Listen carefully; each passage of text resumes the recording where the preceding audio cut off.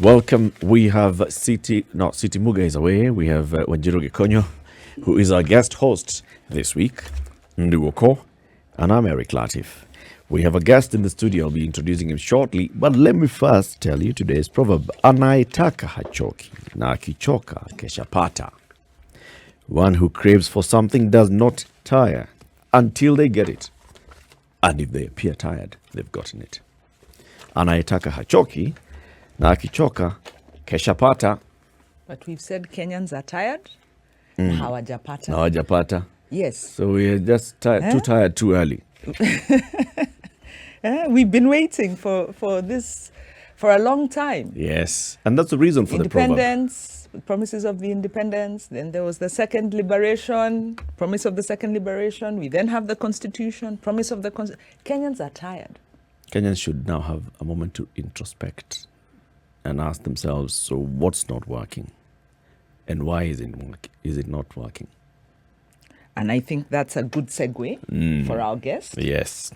Our guest this hour is Mulle Musau. He's the National Coordinator, Elections Observation Group, ELOG. Good morning, Mulle. Good morning to you, Latif, and good morning to the team. It's good to be on this very famous triangular table. Karibu sana. Asante sana. That is the hot seat. We just warm it up for you. As we talk about elections are heated. So it's not just going to be warm. This one will make it hot. Let it be. Yes. It needs to be hot. As we discuss elections and our preparedness to elections and how then we judge the outcome of our elections. We want to talk about credible elections in 2022. But before we even get there, let's deal with the translation and the meanings of some of these terms. Fair, free, fair, and credible elections. What are those? Very interesting start of the conversation. We weight them differently. I will weigh them with credible, free, and fair. Not the opposite, not what you've said. Credible because we expect to have a kind of a standard. When you talk about free and fair elections, basically you're saying we want elections where everybody can be able to participate. We have an electorate. We have an even playing ground that's about fairness. There's universal suffrage for all the eligible voters in the country. We have any person who wants to participate in the election, either as an aspirant or a voter, can be able to participate. We have rules of engagement which apply to everybody, which are also fair. So that becomes much more of free and fair. The credible part is when you're talking about the overall assessment. How do we run this process? We have a legal framework that we are supposed to be following. That legal framework is the standard that the citizens put on agencies out there to ensure that they conduct elections in a manner that is going to be perceived by the public to be credible, to be positive, to be on the basis of the standard which has been subscribed to. And then we have a culture of how we do it. I went to the Tanzanian elections some time ago, and I realized that when they are making their lines, they even give preference to women. The men give preference to women. It's a culture. It's not even something which is written anywhere. But there's a culture in which you conduct elections. There is a code in which you conduct elections. There's a transparency with which you want to conduct a process of the people. There's an involvement that you want people to have in their own process. So all those qualities around the election, making sure that it is transparent, it is accountable, it is verifiable, it is simple, actually articulated under Article 86 of our Constitution, that is the basis of what we'd call a credible election. Right now, or rather maybe I should start with last week, ELOG, which maybe you'll explain a little bit, together with other civil society organizations, held a national dialogue under a campaign that you're calling Credible Elections. And it's being touted in some of the media as an IPPG, a new IPPG. So 2 questions. Why have you picked the issue of credible elections, not free, fair elections? So your hashtag is credible elections. It seems you're laying weight on that. Have we accomplished the free and fair? And is now what's missing the credible? And then this thinking that this is a new IPPG. Maybe you can explain a little bit what IPPG is. A lot of people have forgotten the history and why it's very historic to have the kind of convening that took place last week.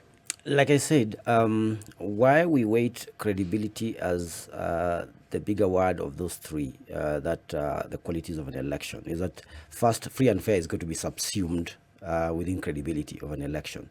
And we are saying that while we have had a number of elections, we have had quite regular elections since independence. Kenya is one of the countries in Africa that can score very well when it comes to holding regular elections. But then the question now becomes, we have regular elections, but do they always espouse credibility? Are they believable?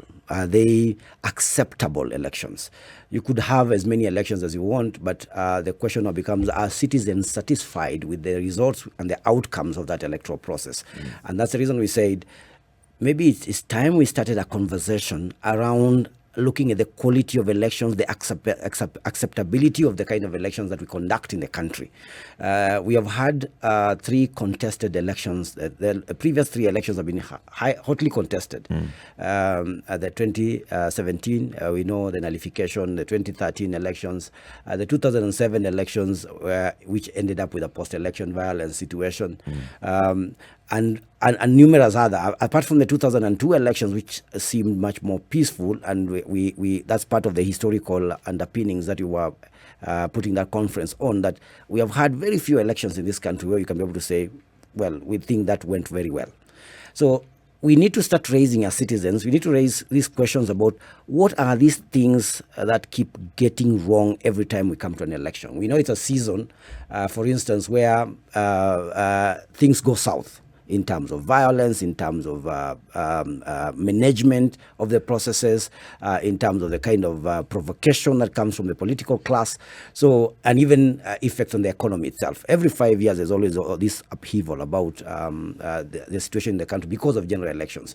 And I think we felt as a civil society that it was time that we needed to come together. Initially, there was very few organizations who were even interested in this. But then through a convening that we call the Technical Working Group on Elections, which brings about 24 civil society organizations working on different areas, some of them on rights-based approaches in terms of elections, us in LELOG, where we are conducting observation of the elections themselves, and others who are interested in even thematic areas like gender oriented monitoring of the electoral processes. We said, let's come together.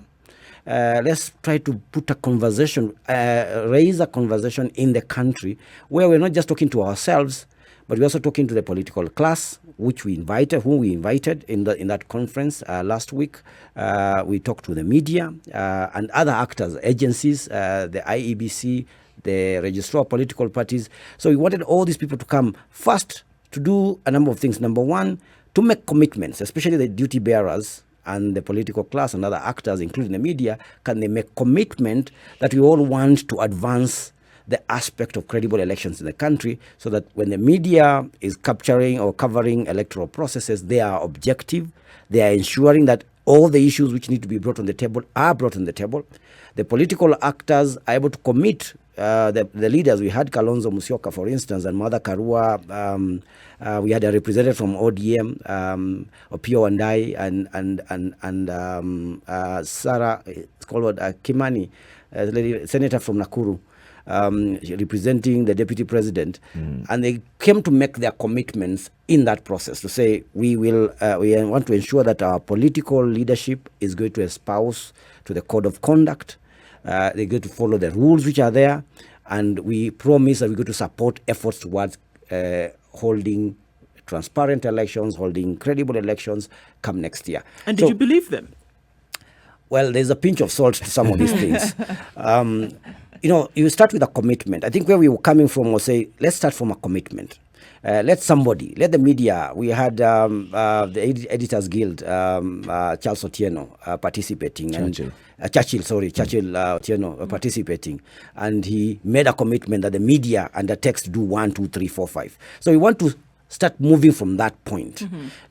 We have these actors. Kalonzo, you came and you told us that this is the path that you're going to follow. You're going to ensure that even in your own party nomination, because you have an issue to raise with the political parties in terms of their own processes, that you will conduct elections that ensure there's credibility in the process. So I'll not say that whether it's a question of believing them at this moment. It's a question of They came. They came, And they they made their said. commitment, and now we start watching. Is Mulle. it the first time that you've ever seen them make a commitment of this nature that would then say, we've taken the first step towards this? Would it be the first time a commitment of this nature has been made as concerns elections? It could be the millionth time that this has happened in this country. But you see, we have to begin from somewhere. And Shiro talked about the IPPG process, where people came together. Political party players, the civil society actors, faith-based organizations, everybody came together to say, can we have a consensus,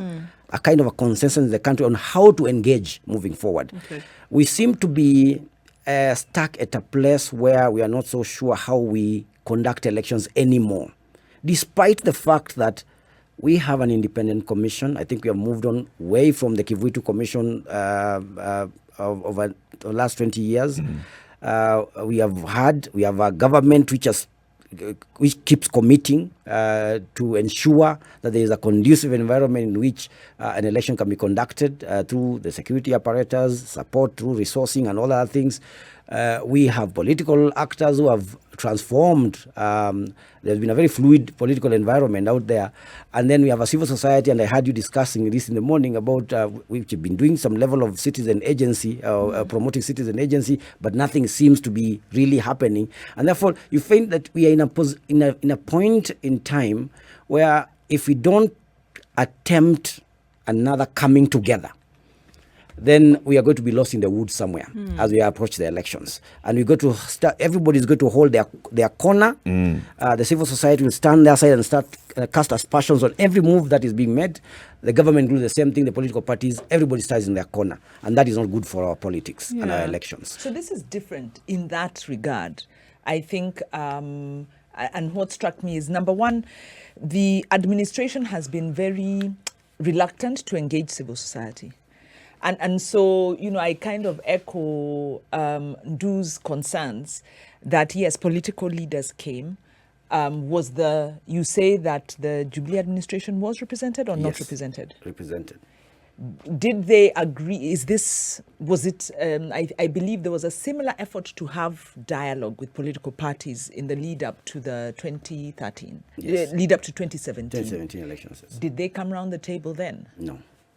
So at least we're beginning to see some inkling. Forgive me for just being very, very cynical here. Like you've said, Mulle, this is not the first time that political actors or actors in the electoral process have come together to talk about the election. But the administration would not. This is sit not the with first time. civil Let me finish. Yes. This is not the first time. In the run-up to 2013, there was a similar commitment, conversation, civil 2013. society. So civil society. 2013. Yes, 2013. But they are courting the country. They don't yet have power. They'll say anything the then. political parties, the political organizations were there. The civil society was there. There was commitment. Similar things happened before. The IPPG that we are talking about, all these things about commitment happen. Is it possible that your translation and your definition of what you're committing to is completely different from what Wanjiru is committing to at the table? I think Because people can come in there and say, yeah, we commit to it. But in my own definition, credible election is if I win. Credible election is if things go my way. So if I participate, I have increased my chances of winning. Yes. Credible elections are not my goal. I don't think from where I sit, we want to say we are expecting miracles in this country. We're not expecting miracles, but there must be a context to how we want to do our things. In the run-up to 2013, remember there was an issue about the post-election violence and this kind of agreement, accept and move on thing, which was bringing people on the table. We don't want to go back there. So there's a background to that setting. The setting that we are talking about right now is a setting which is a bit different. And I think you've seen the robustness of the civil society when it has come to even issues to like public interest litigation. The BBI case is a very good case in point. We have seen very many other actions, because now we are moving from just advocacy, just talking, just to taking action where we need to take action. One of the cautions we expressed in that conference was that we have this situation, for instance, with the Office of the Registrar of Political Parties, with the issue of data and privacy of people's data. And we have even corporations which are involved in this process. And one of the cautions we gave moving forward is that we are going to start taking action, not just on the agencies, but we are going to go to court even on the corporates who are participating in this process, because our data is being shared out there, and Kenyans need to be protected. There's a commission in charge of issues about data privacy who should come on board. So now we are starting to ask questions to the right offices. You come, you make a commitment, but we make a follow-up. And the follow-up is not just going to a press conference.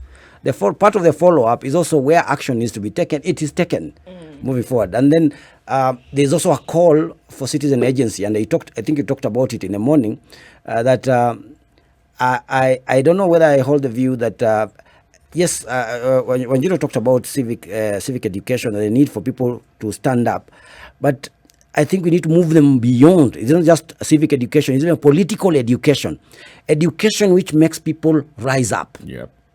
Start asking, I have a right to this existence, and I need to live in a space where my rights are protected and where I have the freedom to be able to exercise myself. So I think we are rising to a different level, and the start of this conversation, in our view, is that it allows us to make interrogative interventions. You said this, and now we want to talk to you. Okay. We want to find out what is happening within your political party. ABC has committed to do ABCD. Now we want to move together. In fact, one of the other agreements quietly we've been talking about is when ELOG is going to do monitoring, can we involve the other civil societies, or other aspects of the monitoring are also being captured, like rights abuses. ELOG may not be able to get all the information about somebody who's being clubbed outside the polling station, because maybe your observer is inside. But you want all that conversation to be brought to the table so that all those violations are being discussed en masse. Is that how to then get it to catch fire? Because I think another one of the issues that we were asking about earlier is that it may be that this conversation is alive in a few circles, but that the majority of Kenyans have not latched on to this, as it were. So how then do you break that and be able to get it to the point whereby there is that fire now that is resident in a lot more people who now want to be part of the conversation, who now want to ask questions? Because one of the things that you did say earlier was that credible elections, for example, means the involvement of many more people in the entire process. Yes. But then there are people who have taken an apathetic approach to all of this at the moment and are saying, you know what, it doesn't matter. Whatever happens, happens. Whether I vote or not, it doesn't make a difference. Whether I'm involved in the conversation, so long as there's no impact, then I don't see anything. It's a waste of my time. So how do you break it then and say, this is how others will be involved and get them to catch that fire? So how are we getting more Kenyans involved in these conversations that we are having, or these conversations that are starting in certain quarters, to get Kenyans to either reignite or to ignite from the beginning? Okay. So our first approach when we coined up the national conference was to ensure that as many players, not just in the capital, but even in the fringes, were able to participate. We had 300 participants, both online and physically. And we had organizations which were represented from across the country. That was the first step. Then, of course, the widest reach in terms of the constituencies, women movements, we have youth organizations, we have the faith-led organizations. And that was the first step, like I said. So our next step is that we're going to have regional conversations of the same in the same structure. So we go to Garissa and we call on the local political leaders in Garissa. We call on the local civil society in Garissa and the various agencies. IBC should be represented by their regional coordinators. So we want to have then the local conversations moving forward. Then over a period of 3-4 months, then we have another national conversation again, just to apprise ourselves, where are we? So our plan is do a national event, move to the regions, gather as much information as possible, have another one, and then do these cycles all the way to the elections. So the conversation keeps moving, the conversation keeps being informed by the previous one and what is happening on the ground. Right now we are talking about having new commissioners at the IEBC. By the next conversation, that should be something that we have already made an assessment of in terms of the process and given our demands and our recommendations moving forward. So by having a live conversations, by having a regional conversations, and by ensuring that there's the widest stakeholder engagement in the process, then we can be able to reach as many Kenyans as possible. Yeah, Mulle, so I think you mentioned that you'll be monitoring, which I think ILOC has been doing that. One of the key things is the role of technology, as you mentioned. Yes. So we are talking about, in the first instance, there is the register. Last time there was no agreement on what the register was, where it was, and who was on it. And this has been a thorny issue that has continued. What's going to happen there? Then there is the actual technology that's going to be used. Kenya runs the most expensive elections. There's irregularities in procurement. We've seen a disparaged institution continue to provide the technology in the by-elections. So what about the issue of technology? Is it going to let us down again? And then the last thing you mentioned is the data privacy. We've just seen recently that political parties are violating data privacy and are falsifying their membership lists. So really, even dialogue is good, well done, everyone's around the table, but even as we talk, these issues are still live. What do we need to see happen, and what can this platform do to make sure that these issues are dealt with?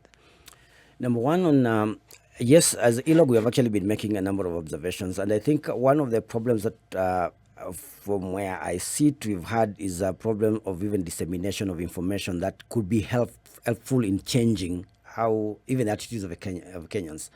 In 2017, let me give you an example. In 2017, the KPMG did a voter register audit, and they found out a number of issues which needed to be corrected before the elections.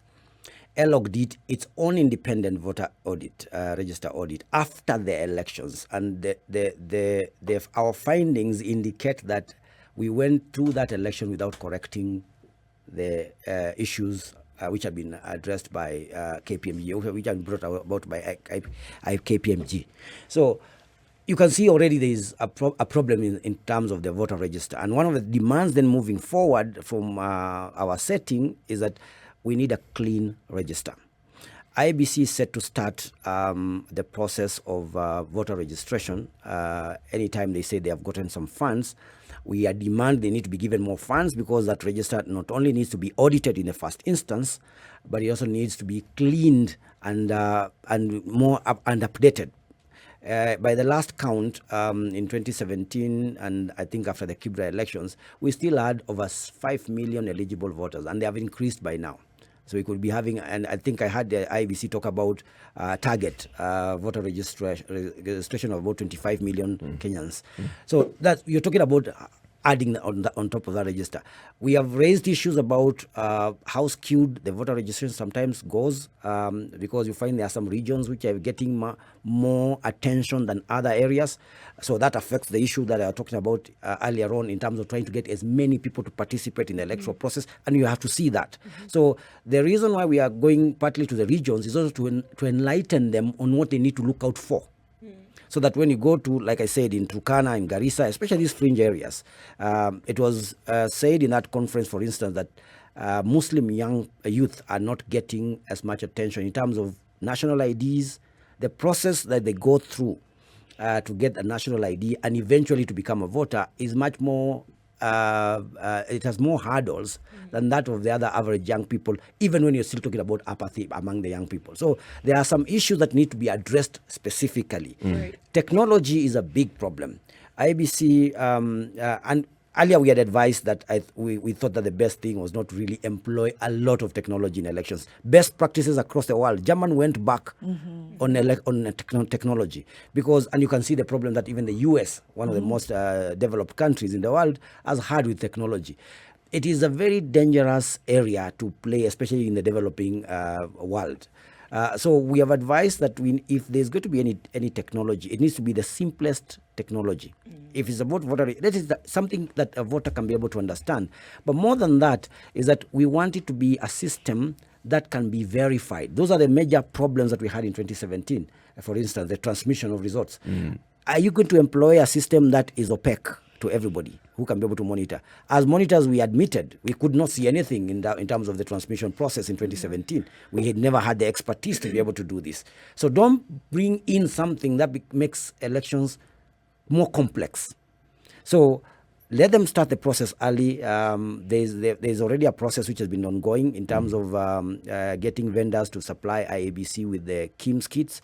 We need to see that process being finalized in good time so that if there's going to be procurement, again, because our procurement processes are always protracted, there's ample time for us to be able to conduct that procurement process and have a testing and training processes which are done well before the elections.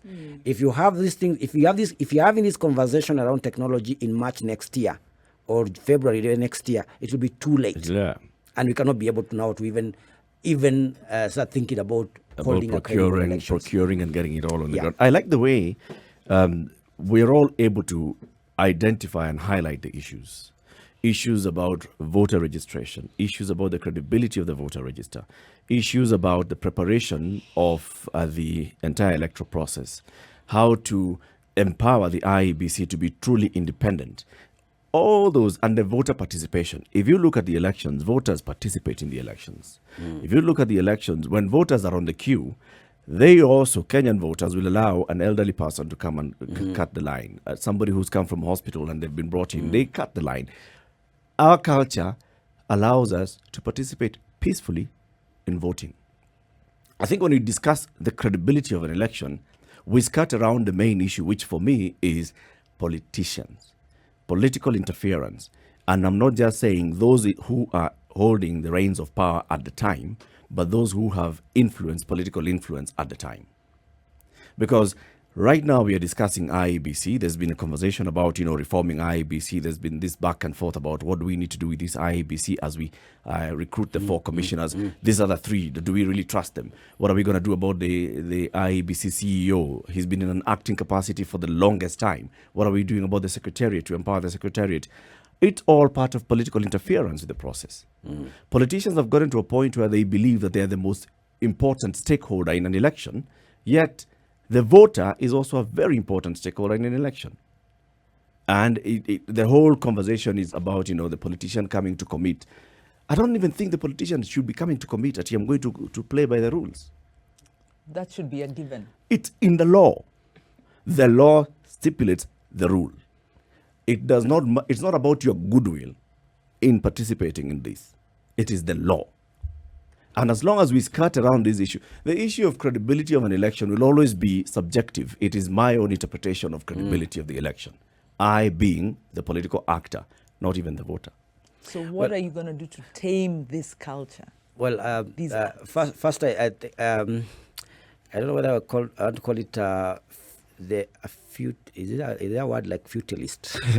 But futile, the futileness of how Eric is asking this is what concerns me, because when you say that the politician, you're very right. You're actually spot on in terms of interference. Is meddling in the election process has been the biggest problem, whether it is from the executive. Or whether it's from these other politicians. But now, when you talk about the question about commitment and the fact that it's supposed to be a given. So it's a given, and it's been a given from 63. So exactly what then, how do you flog them to action on this given? How do you make them work. And that's why we're saying, where we think, first, of course, it's important for them to be, I don't think they have a sense of shame where you make them commit publicly, everybody's listening, and then they still go back on their promises and their commitments. But then how more are you able to work on them to ensure that there is a return in terms of that commitment and what they are supposed to do? So civil society approach has been from a demand process, demand driven. Work the social masses, because they're the ones who must then ask for accountability from their leadership. It is them who make the choices of the person who gets into office. As observers, sometimes we sit back and say, we observed an election, people made their choice. Yep. We can be able to identify some issues about that leadership, but we cannot speak about it because in a democracy, then the majority have had their say. So we can talk until the cows come home. But at the end of the day, they have made their choice that this is the person they want to be. So now the only place is you hold them accountable to their statements, to their performance. We have raised questions, for instance, I think very many people have been raising questions about the issue of court orders, that we have court orders which are being disobeyed. When they are disobeyed, we can only hope the judiciary does its job like Maraga did by saying, I'm giving an advisory that we need to break parliament because there's a rule which has been broken throughout. Now, you want to hold the president accountable. We have held the president accountable in terms of even the appointment of the commissioners because we felt there was mischief. Yep.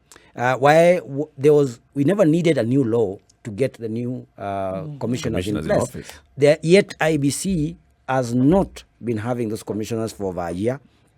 The National Commission of Human Rights, even as we speak, has problems in terms of getting commissioners on board. These processes are at the executive in parliament level. So unless you ask questions about them and they account for it and somebody takes them to court, and the courts decide that you have exhausted your processes, so you go back to citizen agency again. Can people rally? That's where now you asked, how do we hold them accountable? I think by that you called it political education, and I don't know what you'll explain the difference between civic and political in your interpretation, but that's it. We have a lot of effort being committed by ILOG, by the other institutions, by the civil society on making sure that the people feel empowered. Yes. Return the power to the people, because currently, as we speak, in our entire electoral process, power right now rests with the political leadership. And it has not worked. In 1997, one of the things, yes, 1997 IPPG, it was a good thing. But you know what it was? It was a band-aid. It was calming down the tensions ahead of the 97 election so that, okay, as we go into this one, let's all feel like we have played a part in it. But who are they? They were all politicians playing a part in choosing who sits in the commission. There should have been a follow-up into meaningful and entrenched electoral reforms in the country. Yes, so we had a constitutional commission that is now the IEBC, but in terms of safeguarding it and ring-fencing everything around IEBC to make sure that it's totally independent, we were not able to do that. We are in this problem today because IEBC is not an independent electoral and boundaries commission. IEBC is manipulated left, right, and center by the political class.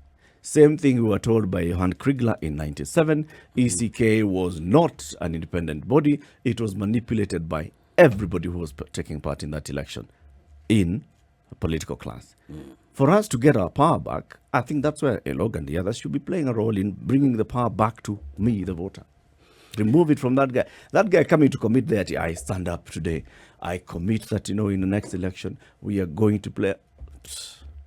Well, I think the issue of elite capture and elite consensus, which is what some of us we think about when we hear about the BBI, is a big problem, a monster in this country. So that politicians have usurped the role that the citizens are supposed to be playing, and then they are even trying to structure it now, to put it in a structural form that you can have this kind of agreement in terms of how we can share power. So when it comes to one of the things that you've seen, and I think Kenyans are very excited about, is that if this was the idea then behind the BBI, the elite consensus, then you can see first there was a blow which it was dealt, whether it was a legal process or not. But I'm also happy, and in one of our partners, South Consulting, Professor Karuti Kanyinga, has done research which you will be, I think, sharing very soon. And among the statistics which coming through is that over 60% of Kenyans did not want the BBI and still do not want the BBI. That would speak to a sentiment that is out there because of the national poll which was conducted. So even as people go back to the courts to appeal on the BBI, chances are Kenyans will stand against it. And I think that's where a lot of effort by the civil society then needs to get in. And when you ask the question about the difference between political education and civic education just informs, basically just informing you, these are your rights, these are your responsibilities. Political education actions you.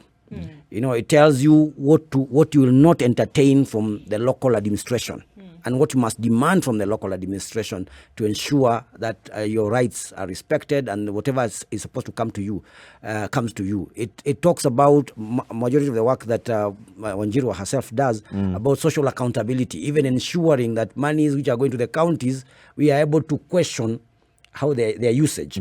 Now that empowers the citizen. That makes the citizen ask the right questions. That's the space that we still don't have. I think the biggest problem in this country with citizens is functional illiteracy. You know, people are not moving. They're not actioning. They're not moving to the chief. They're not moving to the member of parliament and say, there is a budget which has been allocated to you. Where is it? And how have you applied it? Could this be, Mulle, because there is still this section of Kenyans, and it could be a really large one, that feel that nothing will be done should they actually action some of these things. We're just having the conversation previously that there are those who do not vote because they don't believe that their vote will count, that they believe that these decisions have already been made, that because they have not seen the impact of a previous action, or that they've not seen an action take effect because of what they may have said, done, or where they have gone, that then they will be reluctant about performing that same action in the future or adding any kind of fire to it. So then people start to ask questions. Does my vote count? How will I then be able to participate and then add to a credible election? Does it really matter? If we have this political interference that we're talking about now, then who am I? Why should I be bothered? So does it really count? Does it really matter? And that could be the reason why that you're saying that we have function-wise an illiterate political society right now. Could it be that one of the reasons is that previously, historically, that they've not seen any kind of action, so they are likely to not participate in the future? I don't know from a statistical point of view whether we have a problem with apathy. But I don't know whether that's the reason why people may not want to participate. Because from a statistical point of view, we have been having a register which has been expanding over time. Young people are coming in and they are in the register. In fact, in the last election, we had very many young people who participated than before. So if you look at the statistics, there is an interest aspect. Even for young people, look at the members of county assembly in terms of the numbers of young people who are participating in those seats. So the numbers tell a different story. But we also had a couple of weeks ago when political parties had names of Kenyans on their register who said they did not participate in that registration activity. Well, of course, so there are those who are saying that my name could be somewhere where I had no interest. No, that's true. That's very true. Of course, those are issues that must be thrashed, because at the end of the day, there are some violations which are happening at the same time. But I'm talking about the other statistics like the voter register itself. It's been expanding over time. If IBC says, for instance, they are targeting 25 million, chances are they're going to go over 24, 25, 23 million voters. And many of them will be new voters. So there are interest. And some of the studies that we are also doing are indicative of that there's going to be an increased interest even in the elections. The problem is not I think Kenyans look at elections, and especially young people, I think they're looking at it as an opportunity for employment and such things. That's why they would want to participate, make some money even in the process, because there's a lot of voter bribery which goes on in the election, which is an offense by itself. So that could be the excitement.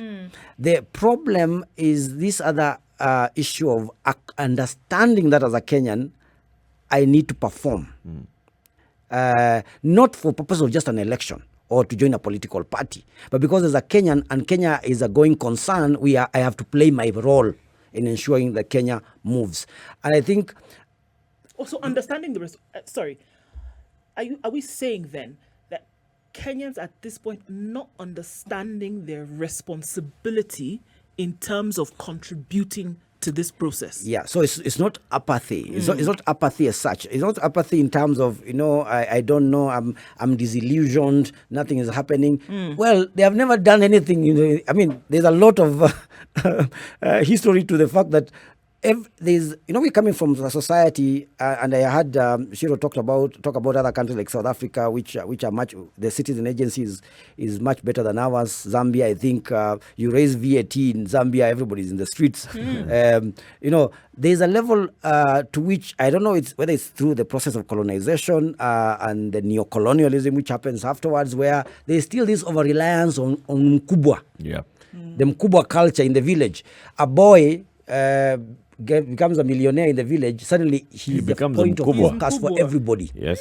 He understands nothing about developmentalism within the village, but suddenly he's the one who's being called for all the harambes. He's the one who can even come and participate in a marriage ceremony as a guest of honor because of money. So there's this other aspect of not understanding the democratic reality that we are in as a country, and understanding how through democracy then you can prosper.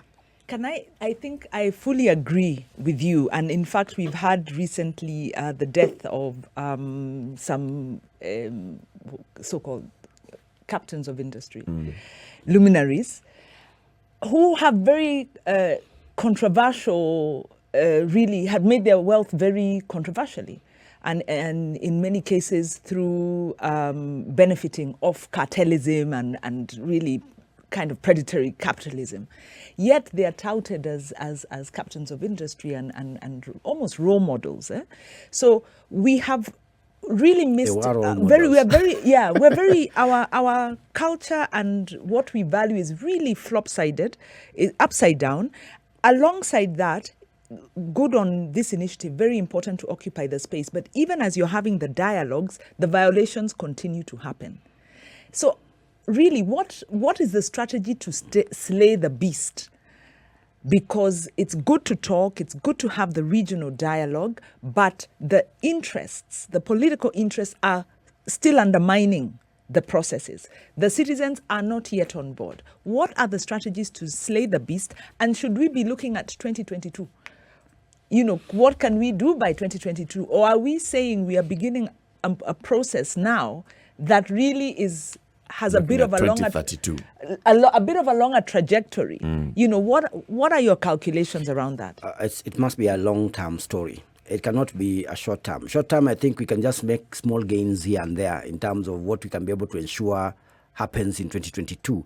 That anchors a longer conversation for the long term, because it's as I usually call it sonkocracy. Sonkocracy, not in terms of usonko. The way in Nairobi there's this usonko thing. Want to get money quickly, shortcuts. Hustler and narrative. So that narrative is everywhere in the village. And people are thinking, well, I've seen the governor around. What can I be able to do to ensure that do I become his bodyguard? Can I volunteer to be? So everybody's looking. Despite the skills that we have, and we are in a country where even the skill sets that we have, we put a lot of effort in our education. For instance, for our sons and daughters and our brothers and sisters to become engineers, they don't become engineers. Ultimately, they do something else which is opportunistic in this country. And I think that, as Wanjiru says, is where we have a kind of a convoluted idea of what we call development. So I think the challenge is in how do we engage Kenyans in a manner that explains to them that through democracy we can thrive. through a democratic process where we get good leadership, where we participate in civic and state affairs very robustly, we can actually be able to gain as a country. And those proceeds can come to the individual. Because that conversation is getting lost, and that's where Eric is saying, then there's this class which has appointed itself as the barons in the country, the political class. And therefore they're the ones who now decide what each of us is supposed to be getting. Yeah. Even in terms of returns, what goes to who. Yeah. And we can see that. Yeah. The And criminal it depends on cartels how- decide who becomes president. how you are aligned. There's a question on social media. Somebody saying, is the election process already, does it have an already predetermined outcome such that voting is just a formality and a way of, showing public participation? And this is not, if you think about the question that is being asked here and what we were talking about earlier with people saying, why should I participate? Why should I vote? It's because it's already pre-rigged. It's predetermined. I think so. And we've even had politicians talking about system So and why such. bother? People, by the way, are opting out. They are unhappy. 60% are unhappy, don't believe the system. The state has lost credibility. Political leaders are seen as what they are, criminal cartels. So people are unlikely to vote. If you're Voter listening to turnout the- is likely yeah. to be zero. If you're listening to the Zero. conversations, Or not zero, but at least 40%. Well, if you're listening to the I'll be vibrant there. It's supposed to be There'll low. that are being had out here, that is just it. That there is a large number of Kenyans who are or critical in this process, who believe that the system, as it were, has already decided who's decided the next president. who will be president in 2022.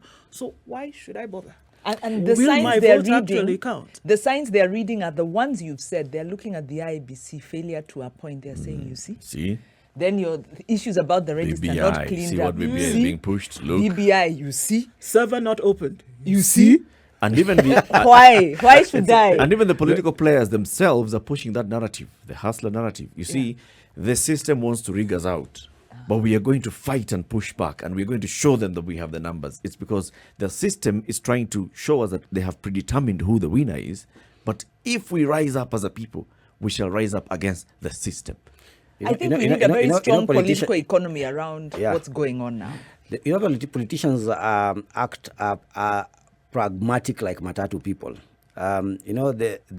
They find a jam on Mombasa Road.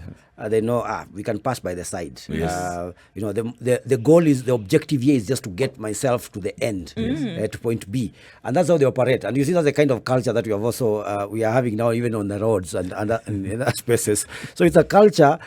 Their pragmatism tells them that if we arrange ourselves according to tribal hegemonies and cocoons, then we can be able to, we are clear that we are going to win. In fact, that arrangement, I remember, for instance, Ruto saying that that they did their mathematics in a plane between Nairobi and Eldoret when they were facing the ICC issues, and when they did the mathematics, they felt that given the numbers that they can be able to master, then they can be able to easily win the presidency, and they wanted to form a political party, and they actually won the elections. So people, and they have had Mutai Ngunyi, I think, doing the tyranny of numbers. People just work out on these things. That's the mathematics that politicians are doing, irrespective of what you guys think. Yep. What's They're just saying, your mathematics? Yes. So I think What should our mathematics be then? Because these are also, we can also do mathematics. There's an adage which says, not an adage actually, election speak, which says that we expect electoral processes to be predictable and the electoral outcomes unpredictable. In Kenya, it is the reverse. So we have electoral processes which are unpredictable And the outcomes predictable. Yeah, we start with the answer. So there you go in terms of the narrative about 2022 elections. Mulle Musau is the National Coordinator, Elections Observation Group, ELOG. They had a meeting recently with the actors in the political process and the electoral process. There are commitments being made, and that's what we are discussing. What do we need to see next year so that we can have a credible election, so that then also everybody who participates in this can say, what I've seen is good. Dismas Mokua says, the tragedy of our politics is that the voter is largely emotional and irrational. Goodness. This is the Situation Room, the only way to start your day.